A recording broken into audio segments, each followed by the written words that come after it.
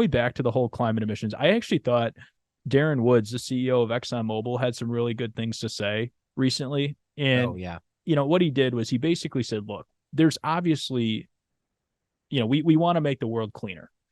None of us want to be like going to China and you walk out and you go for a run and it's smoking 3 packs of cigarettes. Yeah. Like nobody wants that. People have been masking up there long before COVID came around and all Yes. that from the smog.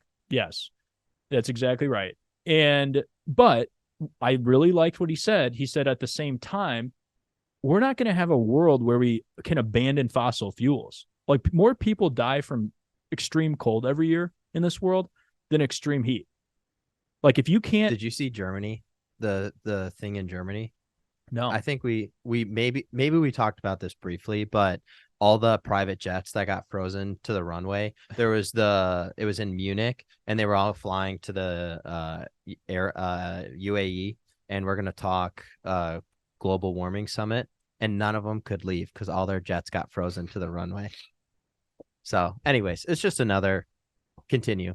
Darren Woods, he had some good comments. Yeah. I mean, finally, I guess you would say, oh, he's an energy CEO. So what do you expect him to say? But it is true. I mean, he's operating within reality.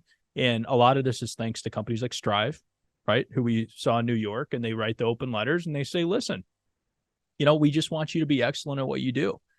Now, again, do we have to pollute into oblivion to make the money we're making? No. What do we do in this country? We innovate. We have our top engineers on it. They work the problem. ExxonMobil's got this low carbon business that's growing. It's a small piece of what they do today. I don't know how viable it is long term, but what I do know is that they have some of their smartest minds in the company on it. And some of them are our clients, PhDs and researchers and geologists and scientists. And these people are going to work every single day with an eye on how do we make this a better world to live in, whatever that means.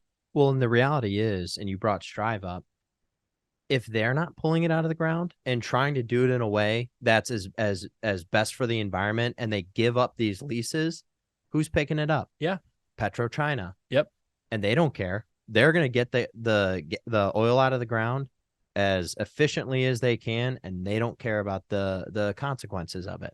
Yeah. Right. And I think that's where Darren and Elon come in with just the common sense of like, look, we are the best at what we do. Let us do it. Let us make this let's get emissions down. But at the same time, let's deal with the fact that we still have 1 billion people in this world, maybe more, who don't have access to the same kind of lifestyle, that even the average would be. So we need to pull them up to a better living standard.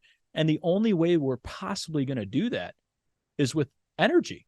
Like you're not going to get there on solar farms and wind farms and all the rest of it. You have to have gas and oil and gas. And at the same time, I look at the LNG business at Exxon. I look at their the fact that we export that energy to China now is just absolutely incredible. There's nothing the Chinese would love more than to cut off our supply of U.S. crude going to them. But they have no choice. They're dealing with 1 billion people that are living under the poverty line. And even China knows that you have to have energy to move forward and to have progress.